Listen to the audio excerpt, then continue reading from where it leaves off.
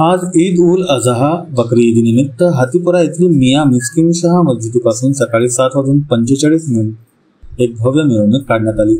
या मिरवणुकीत शेकडो मुस्लिम समाज बांधव सहभागी झाले होते।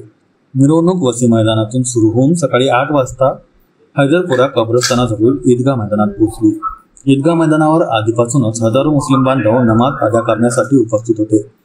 सकाळी 8:45 वाजता जमात उभी राहिली आणि मिस्किन शाह मस्जिदीचे इमाम व खतीब मुफ्ती सरफुद्दीन यांनी ईदची नमाज अदा करून घेतली। त्यानंतर त्यांनी खुतबा पठण करत उत्तम पावसासाठी आणि संपूर्ण मानवतेच्या भल्यासाठी विशेषतः दुआ मागितली। नमाजीनंतर सर्व उपस्थितांनी एकमेकांना ईदच्या शुभेच्छा देत पारंपरिक कुर्बानीची धार्मिक विधी पार पाडली। या सर्व कार्यक्रमासाठी परिसरात पोलीस बंदोबस्त मोठ्या प्रमाणात तैनात करण्यात आला होता। ईदगाह मैदानाच्या चारही बाजूंनी कडेकोट सुरक्षा व्यवस्था होती।